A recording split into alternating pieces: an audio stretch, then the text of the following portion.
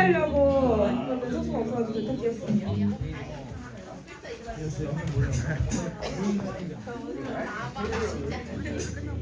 네.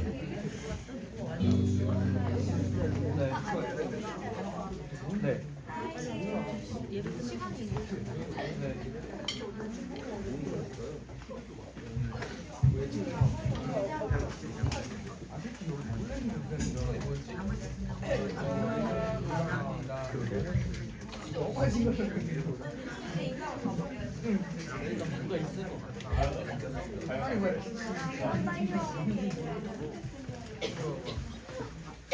네, 여러분. 오늘 예배 자리에 나오신 여러분 진심으로 환영하고 축복합니다. 오늘 어제까지 날씨가 되게 좀 포근했었죠. 내일부터도 날씨가 추워진다고 하고 오늘도 점점 이제 기온이 내려가고 있는데 또 이렇게 급격하게 변하는 날씨 가운데서 여러분의 건강이 또 지켜지기를 기도합니다. 저희 사도신경으로 신앙 고백하고 예배 시작하도록 하겠습니다. 전능하사 천지를 만드신 하나님 아버지를 내가 믿사오며 그 외아들 예수 그리스도를 믿사오니 그의 성령으로 잉태하사 동정녀 마리아에게 하시고 본디오 빌라도에게 고난을 받으사 십자가에 못 박혀 죽으시고 장사한 지 사흘 만에 죽은 자 가운데서 다시 살아나시며 하늘에 오르사 전능하신 하나님 우편에 앉아 계시다가 저희로서 산자와 죽은 자를 심판하러 오시리라. 성령을 믿사오며 거룩한 공예와 성도가 서로 교통하는 것과 죄를 사하여 주시는 것과 몸이 다시 사는 것과 영원히 사는 것을 믿사옵나이다. 아멘.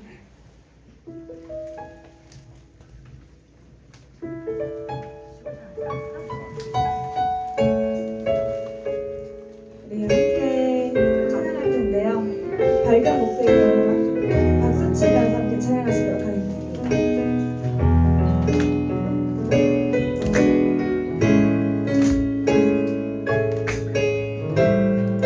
밝은 빛이 가득해 밝은 빛이 가득해 주를 내어 사랑해 이곳에 모이는 주가 기뻐하시네 주를 향한 사랑과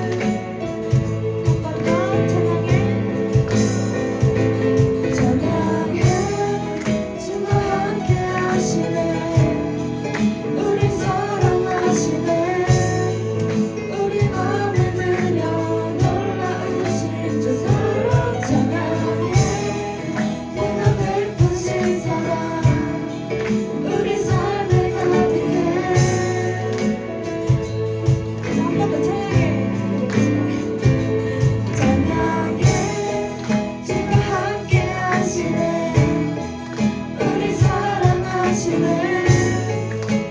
맘에 들려 놀라우신 저 사랑 저녁에 그가 베푸신 사랑 우리 삶에 가득해 우리 기뻐 노래해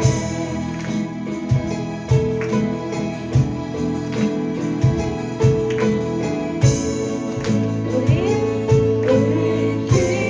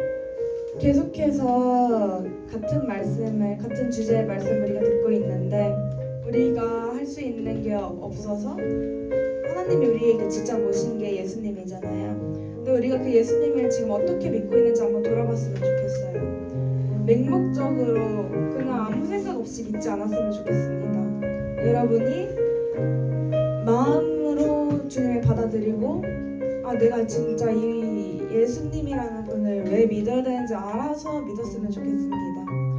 그냥 부모님이, 선생님들이, 친구들이 믿자 해가지고 믿는 게 아니라 나의 믿음으로 받아들였으면 좋겠습니다. 이 시간 우리 이 예배 자리에 나오면 내가 예배 이 시간 들으면서, 말씀 들으면서 주님이 어떤 분인지 알게 해달라고, 그리고 그 믿음을 달라고, 주님께서 주시는 그 선물을 내가 받을 수 있게 해달라고, 나의 하나님을 내가 살아가는 동안 이 청소년의 시기에 만날 수 있게 해달라고 이렇게 기도하시겠습니다. 주의 아버지, 하나님 아버지 감사합니다. 시간 주님 앞에 나옵니다. 우리가 예배 자리에 나옵니다. 주의 아버지, 우리가 주님 앞에 예배드릴 때 나의 믿음으로 나의 하나님을 만나 나오게 해주시옵소서. 하나님, 나의 믿음이 아니라 나의 부모님과 나의 선생님과 나의 친구들의 하나님을 만나지 않게 해주시옵소서.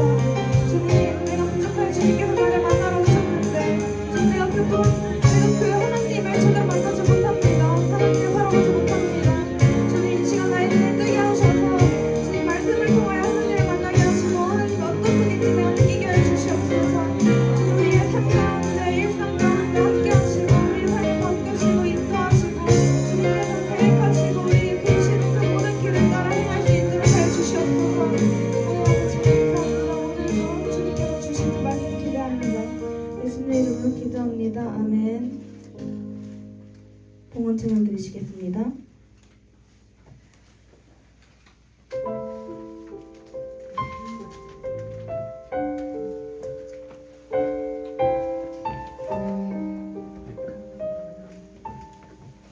때로는 너의 앞에 어려움과 아픔이 있지만 담대하게 주를 바라보는 너의 영혼, 내 영혼, 너의 영혼. 우리 볼 때 얼마나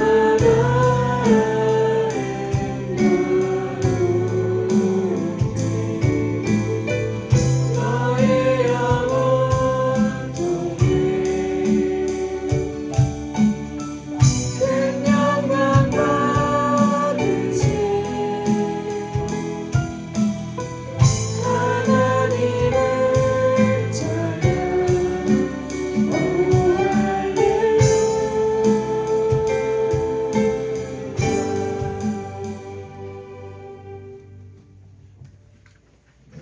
김형준 선생님께서 대표 기도를 해주시도록 하겠습니다.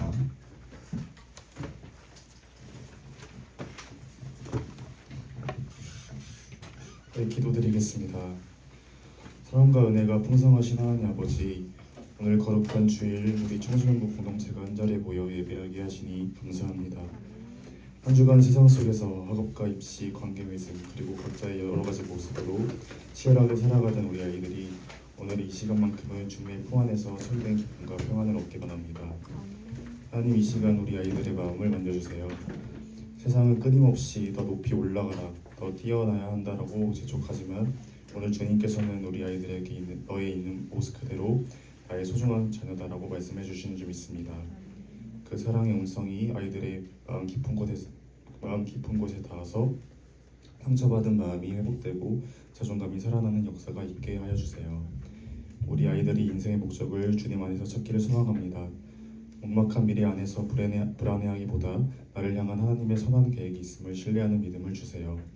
단순히 좋은 대학, 좋은 직장을 목표로 삼는 인생이 아니라 하나님이 주신 재능으로 어떻게 이 세상을 따뜻하게 만들고 하나님의 영광을 나타낼지 고민하는 성숙한 청소년기를 보내게 해주세요. 함께하는 또 우리 선생님들을 위해 기도합니다. 아이들을 향한 사랑이 메마르지 않게 하시고 아이들의 말 못할 고민을 기도로 함께 짊어질 수 있는 영적인 넉넉함 또한 허락하여 주세요. 우리가 가르치는 지식보다 아이들을 향한 우리의 눈물과 기도가 그들의 삶을 변화시키는 통로가 되게 해주세요. 말씀을 전하시는 집사님께 성령의 능력을 더하여 주셔서 선포되는 말씀이 아이들의 삶의 구체적인 표대가 되게 해주세요. 준비한 찬양팀과 보이지 않는 곳에서 수고하는 모든 손길에 주님의 은혜를 더하여 주세요. 예배의 시작과 끝을 주님께 온전히 맡겨드리오며 우리의 영원한 친구 되시는 예수님 이름으로 기도드립니다.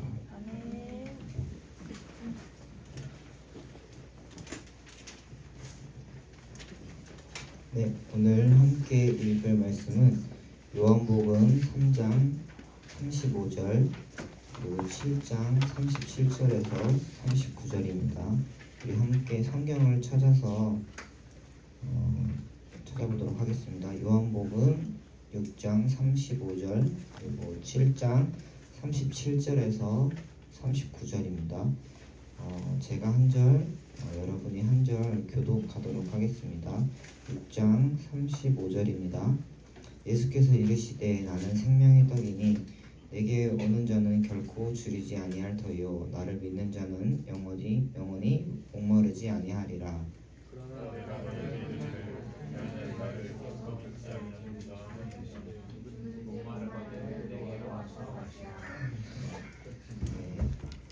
나를 믿는 자는 성경의 이름과 같이 그 배에서 생수의 강이 흘러나오리라 하시니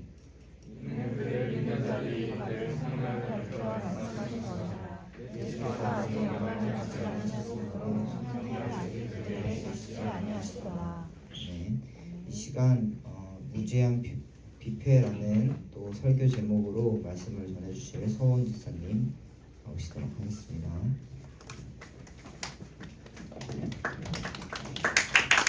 네, 안녕하세요. 제목이 조금 어렵죠? 저는 항상 설교할 때 제목을 신경을 그래도 많이 쓰는데요.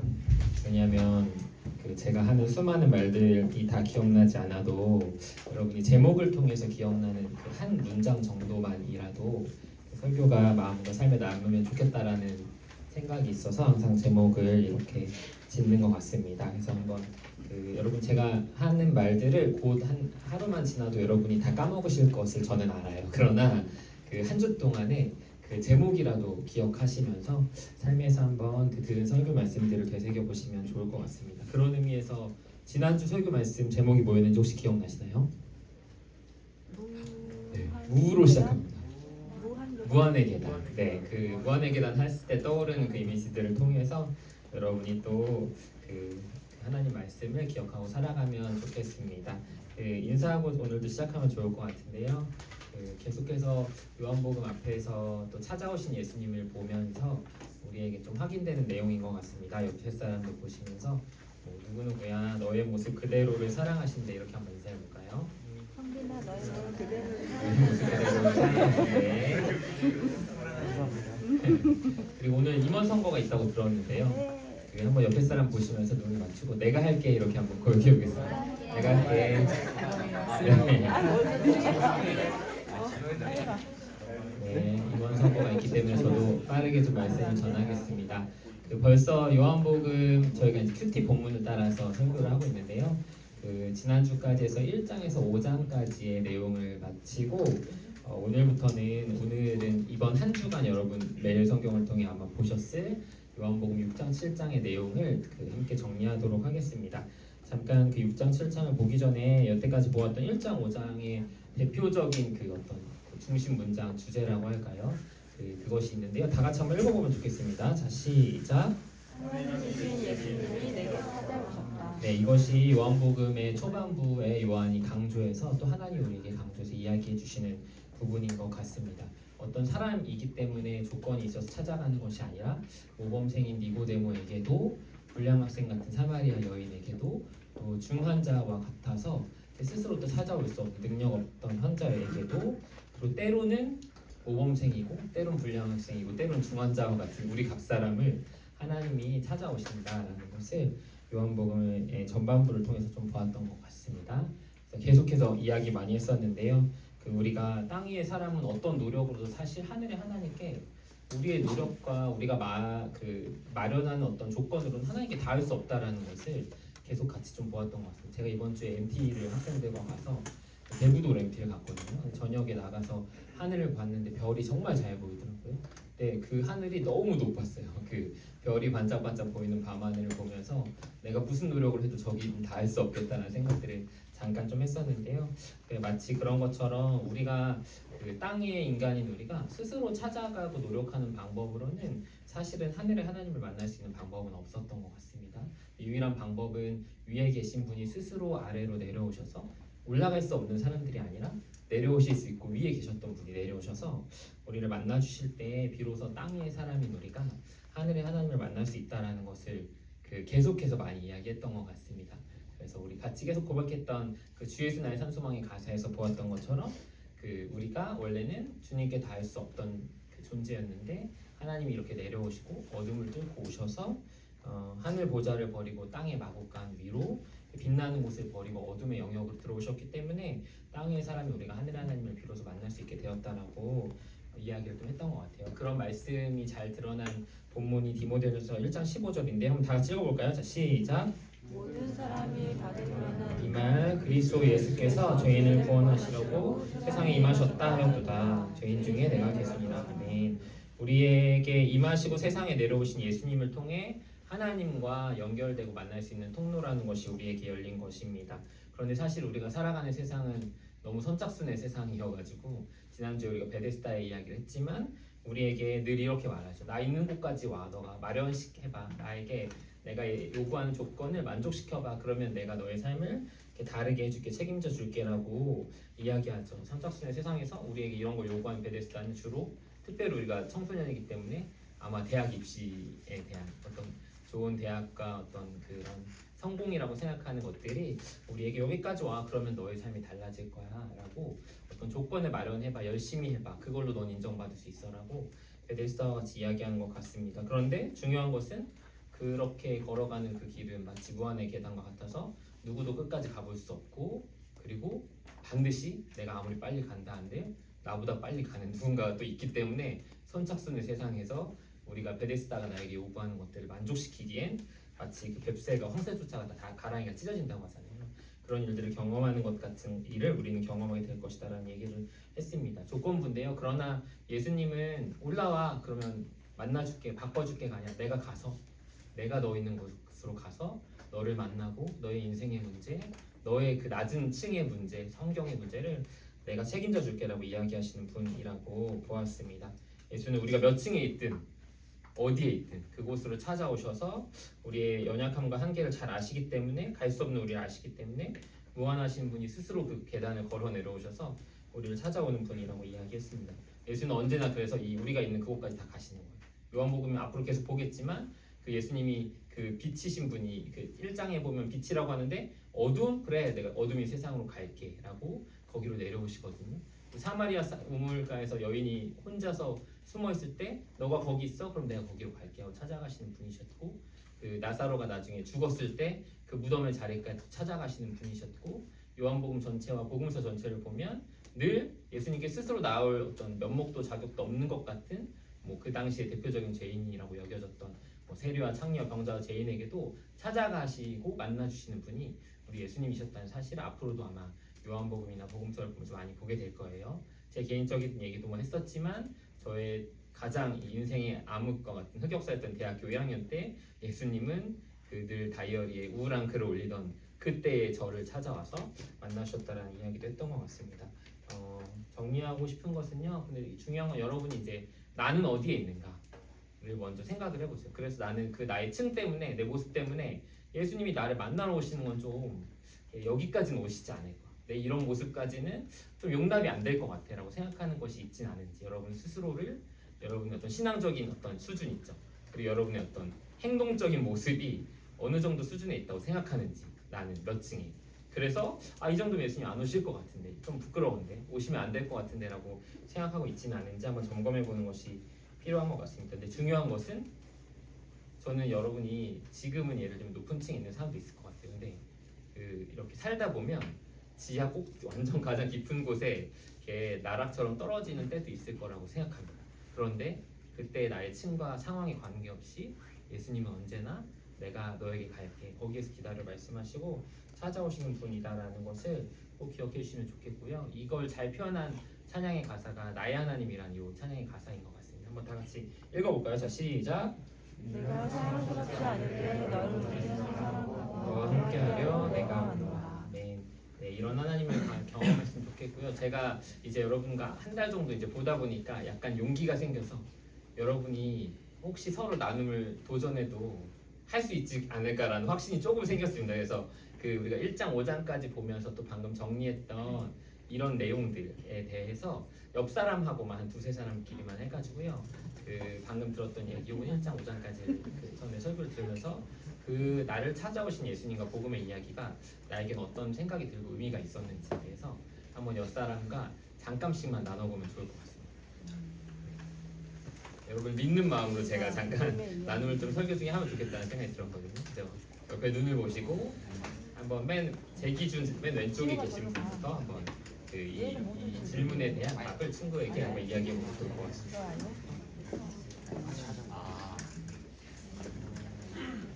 예수님과 복음의 이야기 듣고 어떤 생각이 드나요? 어떤 생각이 드나요?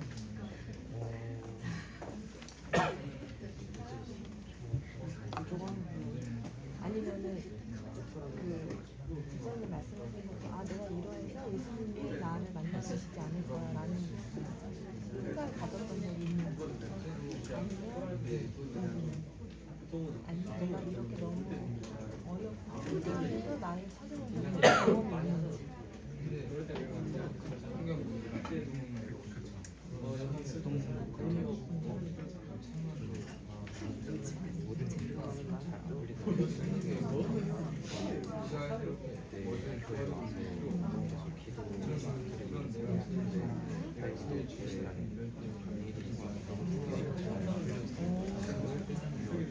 풀리고 나면 어떤 마음이죠?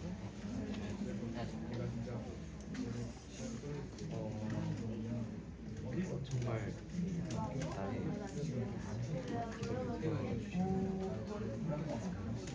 그 뒤로에서 또 그런 경험들이 있을 때 기도하고 있죠? 네. 그러면 그러한 경험을 가지고 말씀을 들으면 또 좋았던 점과 궁금한 점을 또 생각해 볼 수 있어요. 이런 경험과 내가 이게 잘 몰랐던 게 이래서 이랬구나. 한 1분 정도만 더 드리겠습니다. 1분 정도만 더. 원하는 분들 나눠주세요.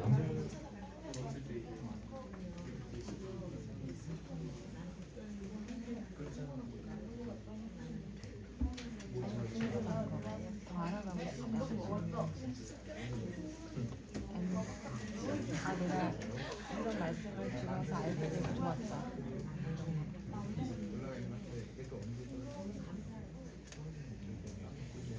이렇게 말씀을 마지막에 재건이가 길을 잃어버리고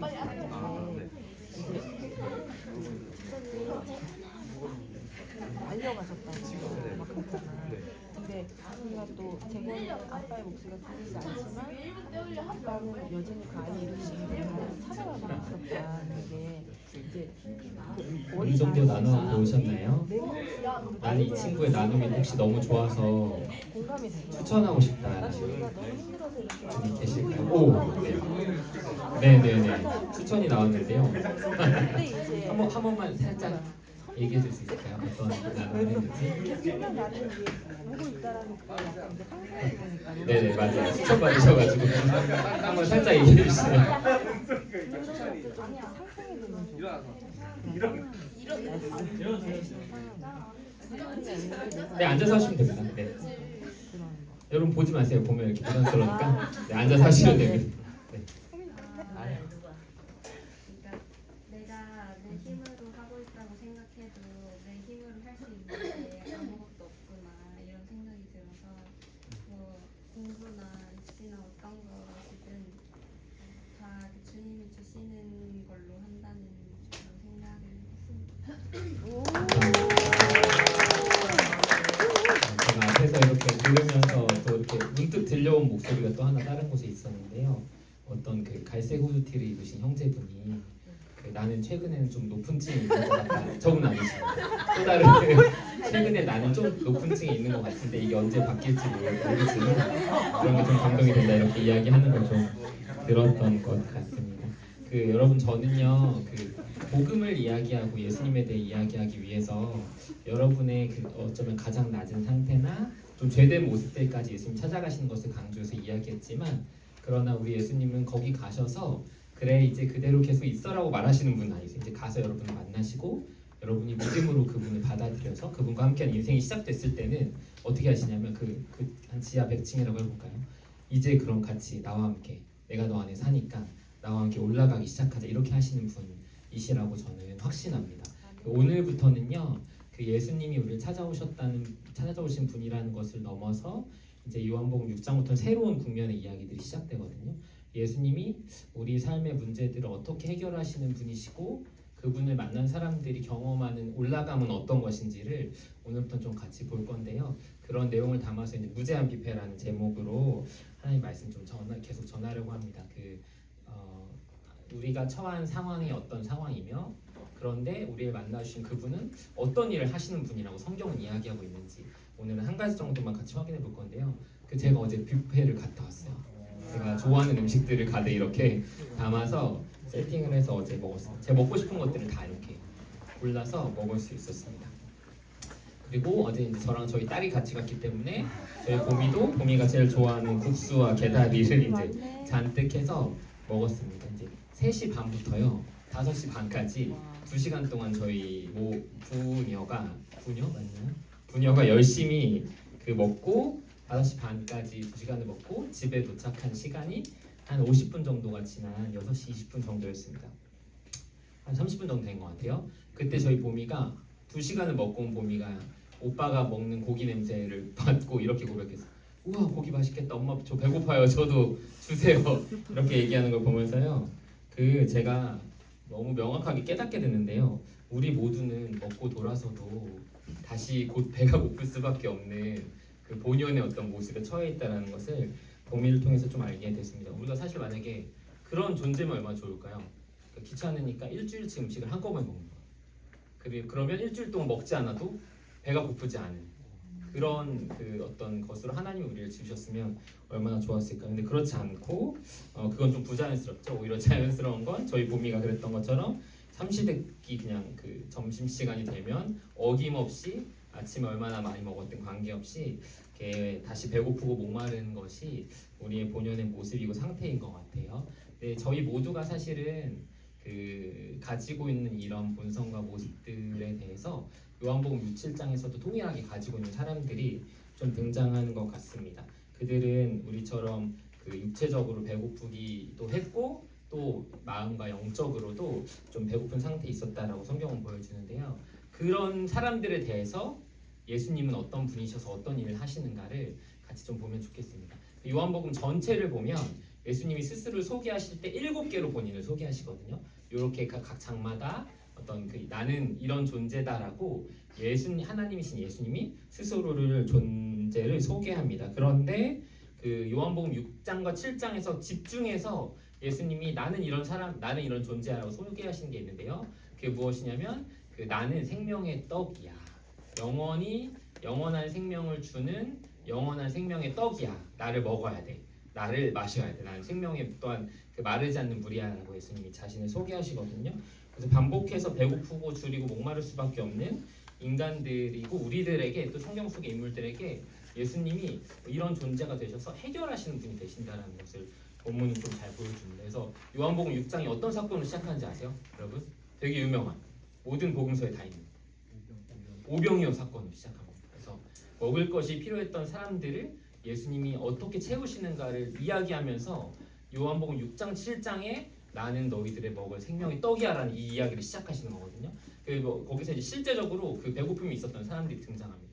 성경에서는 약 5,000명이라고 소개하는데요.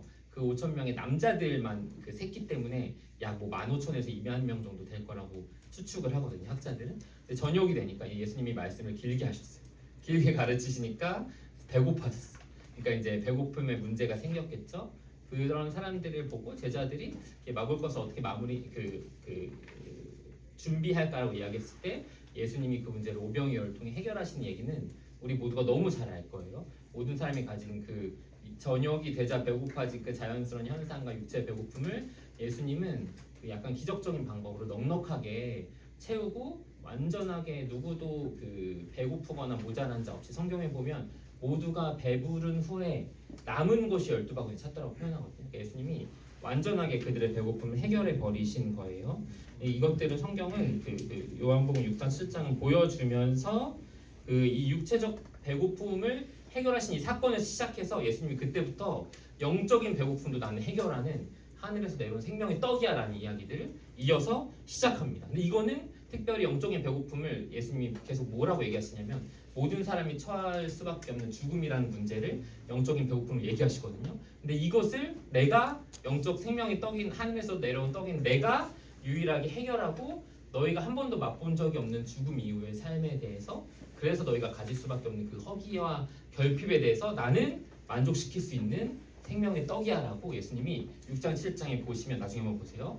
반복해서 난 하늘에서 내려온 떡이다라고 소개하는 것들을 볼 수 있습니다. 그래서 이 처음에는 그냥 육체의 5,000명의 사람들 채우신 것만 보여주셨다면 6장과 7장을 건너가면서는 진짜 방금 제가 말한 나는 너의 그 인생의 사망의 문제와 죽음의 문제를 해결할 수 있는 유일한 생명의 떡이야라는 얘기를 하시거든요. 다 같이 한번 말씀을 읽어보겠습니다. 예수님의 표현입니다. 읽어볼까요? 자, 시작.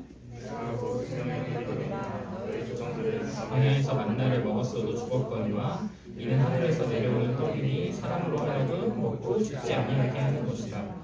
나는 하늘에서 내려온 사람은 떡이니 사람이 이 떡을 먹으면 영생하리라. 사람들이 믿지 않았어요. 왜냐하면 이상한 그 한 번도 죽었다가 살아난 사람이 없고 죽지 않는 사람이 없는데 갑자기 예수님이 이런 주장을 하시는 거예요. 오병이어 사건 이후에 그 컨셉을 사용하셔서 그 예수님이 이 두 가지를 얘기하시는 거죠.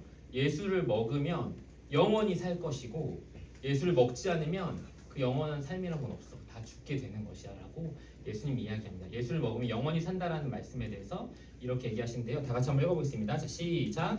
내 살을 먹고 내 피를 마시는 자는 영생을 가졌고 마지막 날에 내가 그를 다시 살리리니 내 살은 참된 양식이요 내 피는 참된 음료. 반대의 이야기도 하십니다. 한번 다 같이 읽어볼게요. 자, 시작. 진실로 진실로 너희에게 이르노니 인자의 살을 먹지 아니하고 인자의 피를 마시지 아니하면 너희 속에 생명이 없느니라. 그러니까 먹는 것으로 계속 예수님이 비유를 하시는데요. 먹는 것은 곧 이 믿는 것이라고 그 똑같이 생각하시면 되겠습니다. 왜냐하면 성경에서 예수님이 어떻게 표현하셨냐면 보세요. 내 살을 먹고 내 피를 마시는 자는 영생을 가졌어 라고 표현하면서 동시에 믿는 자는 예수님 동일하게 하신 거거든요. 영생을 가졌어 라고 이야기하십니다. 그러니까 예수님의 피와 살을 먹는다는 것은 실제로 이렇게 뜯어서 이렇게 피를 내서 먹는다는 것이 아니라 예수님을 우리를 위해 그 피와 살을 내어주신 예수님을 내가 믿는 것으로 동일한 의미라는 거예요. 그래서 그 먹는 것은 믿는 것이어서 예수님을 믿는 자는 나를 믿는 자는 영생을 가질 것이고 내가 곧 생명의 떡이다라고 살릴 수 있는 생명의 떡이다라고 주장하고 이야기하고 계시는 것입니다. 요한복음 6장 7장은요. 저는 이걸 쓰면서 약간 공격적이고 무서울 수 있겠다 생각했는데요. 이것을 주장하고 있는 것입니다. 다 같이 한번 읽어볼까요? 시작. 예수를 먹으면 영원히 살고 예수를 먹지 않으면 죽는다. 똑같은 말인데 아까 먹음은 곧 믿음으로 이야기했죠. 다 같이 한번 읽어보겠습니다. 자, 시작. 예수를 믿으면 영원히 살고 예수를 믿지 않으면 죽는다. 예수님이요. 너희가 아무리 좋은 것을 먹고 그 몸을 채워도 나를 믿지 않으면 결국 죽는 것은 모든 인생이 경험하게 될 일이고 그런데 그것과 완전히 다른 결과와 과정이 하나 있어. 나를 믿으면 영원히 살 수 있어라고 당당하게 주장하고 계신 거예요. 여러분 이걸 보면 어떤 느낌이 드세요? 나는 이걸 저 한 번만 손 한 번만 들어주시면 감사하겠습니다. 나는 이걸 믿는다. 나 이거 좀 진짜 같다. 나 이거 감사합니다. 난 이거 좀 약간 너무 판타지 같다. 못 믿겠다. 약간 솔직하게. 네, 저만 들었네요. 아무튼 안 들으셨는데 이거는 정말로 여러분 성경과 하나님과 예수님이 주장하고 계신 것입니다. 기독교는 이것을 믿는 사람들이에요. 저희는 심각하게 이 예수님이 하신 이 주장에 대해서 사실은 심각하게 주장해요. 생각하고 고려해야 돼요. 진짜 예수님을 믿으면 영원히 살 수 있는 거구나. 믿지 않으면 영원히 살 수 없고 모든 사람이 경험하는 그 죽음으로 나의 삶이 끝나는 것이구나. 이것에 대해서 여러분 심각하게 고민해야 된다는 것입니다. 요한복음에 예수님의 이 주장뿐만 아니라 성경 전체는 동일한 얘기를 항상 하거든요. 우리 잘 아는 요한복음 3장 16절도 동일하게 뭐라고 주장하고 있냐면 그 예수를 믿는 자는 멸망하지 않고 영생을 얻는다. 그러나 반대로 예수를 믿지 않는 자는 영생을 얻지 못하고 오히려 멸망이라는 결과를 경험하게 된다고 성경은 이야기하고 있습니다. 요한일서 5장 12절도요. 이렇게 정확하게 얘기해요. 아들이 있는 자에게는 생명이 있고 하나님 아들이 없는 자에게는 생명이 없느냐. 이 앞에 보면 어떻게 표현되어 있냐면요. 또 증거는 이것이니 하나님이 그의 아들에게 영생을 주신 것과 이 아들이 하나님 우리에게 영생을 주신 것과 이 영생이 그의 아들 안에 있는 그것이니라. 이렇게 표현합니다. 무슨 말이냐면요. 하나님이 우리에게 영생을 주시는데 그 영생이 아들 안에 있어서 이 아들을 통해 그 영생을 우리가 받는다는 거예요. 그렇기 때문에 아들이 있는 자에게는 생명이 있고 아들이 없으면 생명이 없다는 거죠. 쉽게 표현을 하면 제가 이 맥세이프를 쓰는데 제가 만약에 요걸 영생이라고 생각해 볼까요? 제가 제 맥세이프에 영생을 담아서 여기 혜인쌤께 드렸어요. 쓰시면 안 됩니다. 드렸어요. 그러면 저는 이 혜인쌤은 저의 맥세이프를 가지게 되면서 동시에 어떤 걸 가지게 되신 거죠? 맥세이프 안에 담겨있는 영생을 함께 감사합니다. 받게 되신 겁니다. 더 정확하게 성경은요. 하나님의 아들인 예수님 안에만 영생이 있어서 예수님이 있는 자는 영생과 생명이 있지만 없는 자에게는 생명이 없다라고 이야기하고 있는 거죠. 제가 이 말씀을 이번 주에 묵상하면서요. 되게 평소에는 긴장감이 없었는데 이거 너무 시급하고 중대한 거라서 빨리 선택해야 되는 부분이다라는 생각이 들었습니다. 말씀 한번 다 같이 읽어볼까요? 다 같이 읽어보겠습니다. 자, 시작!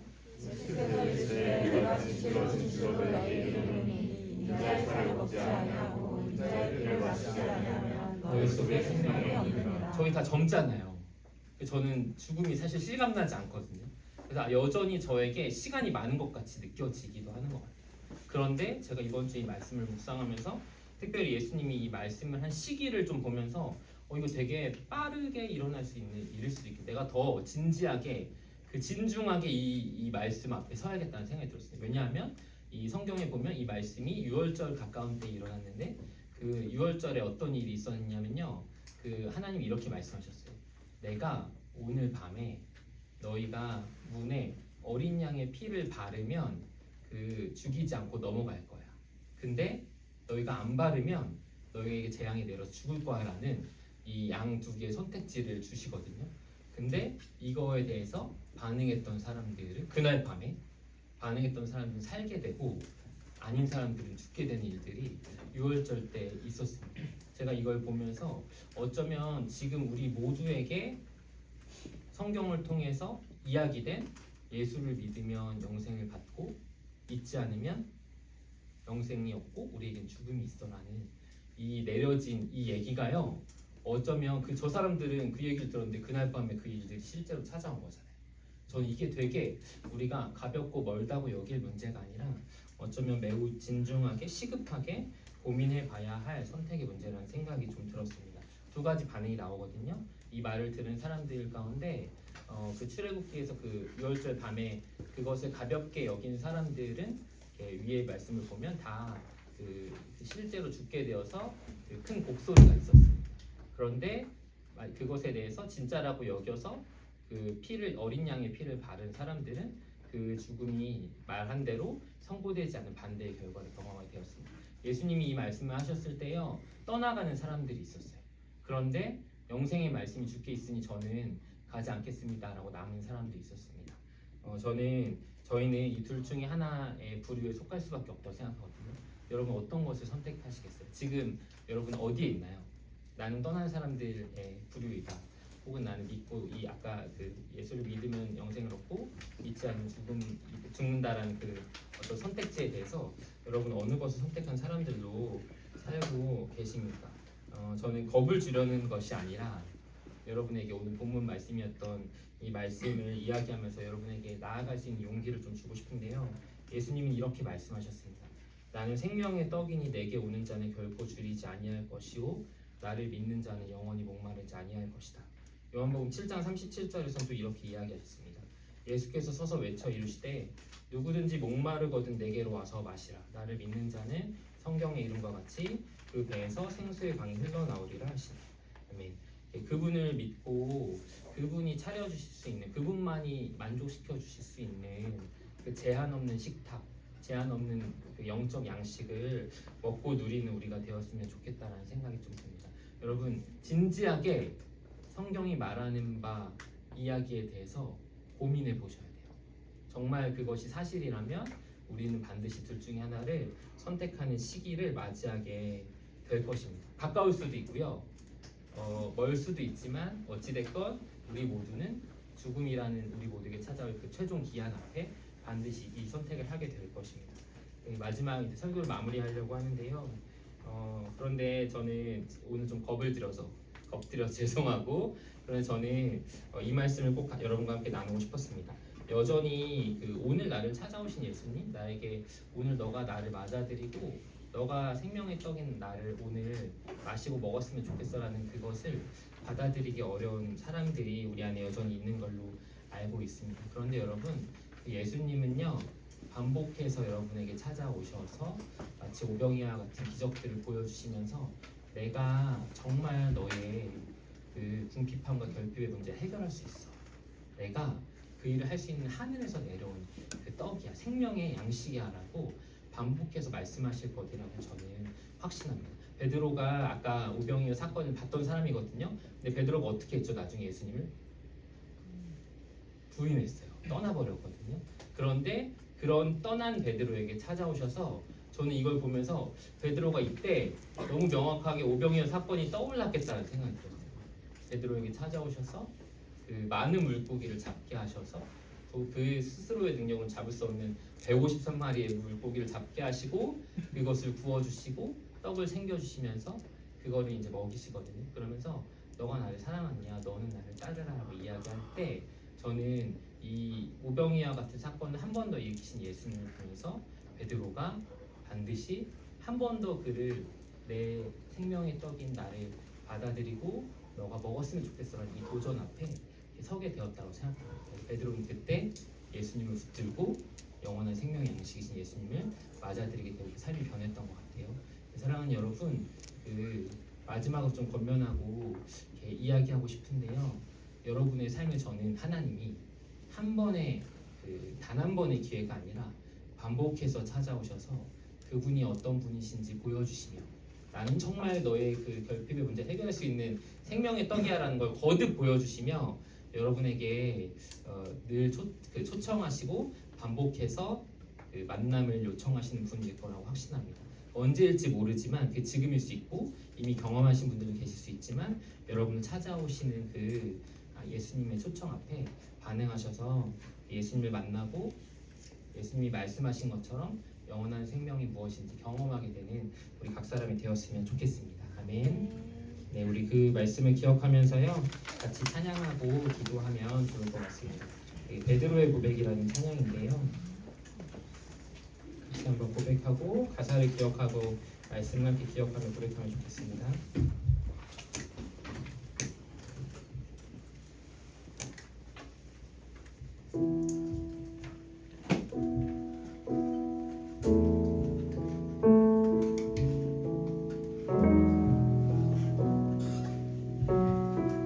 찬양할까요? 내가 가정돼야지.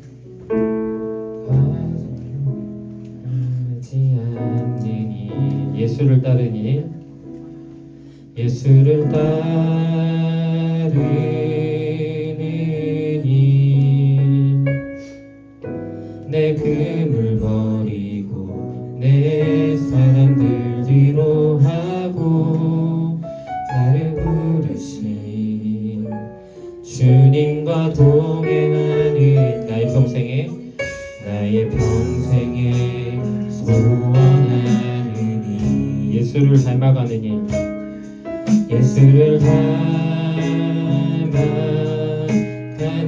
일, 굳은 마음 제하시고 굳은 마음 제하시고 사랑을 가르치신 나의 예수님을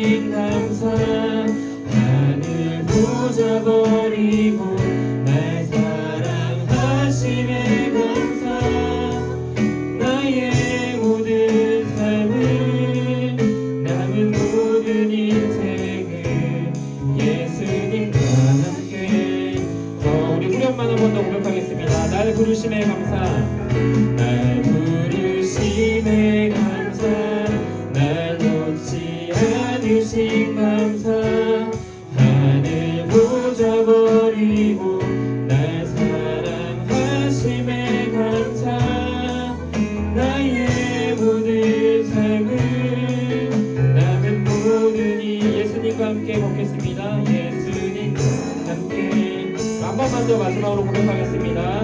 날 부르심에 감사 날 부르심에 감사 날 놓지 않으신 감사 하늘 보좌 버리고 날 사랑하심에 감사 나의 모든 삶을 남은 모든 인생을 예수님과 함께 걷겠습니다. 네, 우리 짧게 한 가지만 같이 기도하면 좋겠는데요. 여러분 우리를 찾아와서 우리와 만남을 원하시고 초청하시는 예수님의 만남과 음성에 우리가 믿음으로 반응했으면 좋겠습니다. 우리가 있는 그 자리까지 찾아오셔서 내가 너의 삶의 문제, 결핍의 문제, 죽음의 문제를 해결할 수 있다라고 말씀하시는 그 예수님의 음성이 우리에게 들려왔다면 네 주님 저는 그 주님을 믿고 예수 그리스도 안에 있는 영생을 경험하며 하나님과 동행하며 사는 그리스도인 되고 싶습니다라고 믿음으로 반응하며 기도하면 좋겠습니다. 하나님이 우리에게 주신 마음들을 기억하며 주님 제가 주님을 만나고 싶습니다. 찾아오신 주님을 경험하고 싶습니다라고 마음과 함께 기도하며 주님께 나가겠습니다. 하나님 사랑하는 청소년들에게 찾아가셔서 이 각 사람에게 찾아오셔서 하나님이 어떤 분이 있는지 말씀하여 주시고 하나님 우리가 계속해서 보았던 것처럼 우리 어떠함과 자격에 관계없이 우리를 만나주시는 하나님 우리를 찾아와 주신 하나님 되어주셔서 참 감사합니다. 하나님 그 하나님 앞에 우리가 가진 결핍과 하나님 본연의 문제들을 내어놓습니다. 하나님 아버지 우리가 우리의 힘으로 해결할 수 없는 죽음과 사망의 문제를 생명의 떡 대신 예수 그리스도가 해결할 수 있다라고 말씀하시고 영원한 생명을 예수 믿는 것을 통해 우리에게 주신다라고 말씀하셨는데 하나님 우리 안에 그것에 대한 진지한 고민들이 들어질 수 있게 도와주시고 사랑하는 청소년들 영생을 주시는 예수 그리스도 그분이 내 안에 내가 그 안에 사는 삶이 어떤 것인지 경험하고 누리는 인생 될 수 있도록 주님 인도하여 주십시오. 우리 모두가 예수 그리스도를 인격적으로 만나고 그 예수님 때문에 우리의 삶이 짧은 인생이 아니라 영원히 하나님과 동행해야 하는 삶임을 경험하고 알게 될 수 있도록 귀한 청소년들의 인생 가운데 찾아가 주시고 공급해주시고 만나시기를 간절히 소망합니다. 주님 감사합니다. 우리에게 찾아와 주셔서 우리의 영원한 생명의 공급자 되어주신다라고 말씀해 주셔서 참 감사합니다. 하나님 그 하나님의 말씀과 요청에 반응하는 우리들 인생 될 수 있게 도와주시고 하나님 짧은 인생이 아니라 영원하신 하나님과 영원히 동행하는 인생의 풍성함과 부요함이 무엇인지 기대하며 경험하며 목격하는 우리 귀한 청소년들 될 수 있도록 우리 각 사람 될 수 있도록 주님 인도하여 주십시오. 감사합니다. 예수님의 이름으로 기도드렸습니다. 아멘. 네, 우리 함께 주기도문 하심으로 예배를 마치도록 하겠습니다. 하늘에 계신 우리 아버지, 아버지의 이름을 거룩히 하시며 아버지의 나라가 오게 하시며 아버지의 뜻이 하늘에서와 같이 땅에서도 이루어지게 하소서. 오늘 우리에게 일용할 양식을 주시고 우리가 우리에게 잘못한 사람을 용서하여 준 것 같이 우리 죄를 용서하여 주시고 우리를 시험에 빠지지 않게 하시고 악에서 구하소서. 나라와 권능과 영광이 영원히 아버지의 것입니다. 아멘. 영원한 우리 양식 되신 예수님께 우리가 박수로 함께 영광 돌리겠습니다.